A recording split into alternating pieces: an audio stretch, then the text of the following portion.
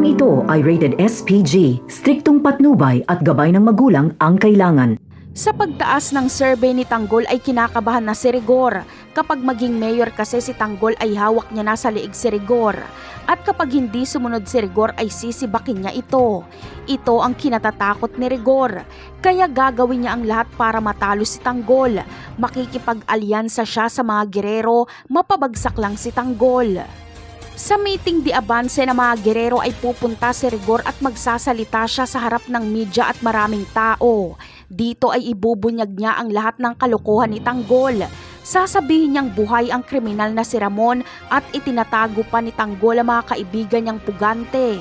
Kaya ikakasira ito ni Tanggol. Bababa ang kanyang rating sa survey. Bagamat magsasalita din si Fatima sa meeting di abanse nila Tanggol laban sa mga gerero, ay hindi ito gaanong makakatulong. Mababaliktad kasi si Fatima.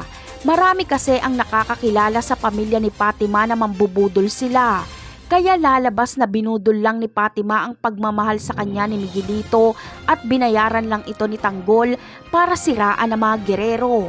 Hindi rin maibubunyag ni Fatima ang pagpatay ni Miguelito kay David. Makikita niya kasi ang mga Red Phoenix na papalapit sa stage para patayin si Tanggol. Kaya iisipin ni Fatima na mga tauhan ito ni Miguelito at papatayin siya. Tatakbo si Fatima at magiging alerto sila Tanggol at ang kanyang mga tauhan. Kaya maililigtas ni Fatima si Tanggol dahil hindi matutuloy ang plano nila Lucio. Napakarami pa nating dapat abangan sa mga susunod na episode. Paalam!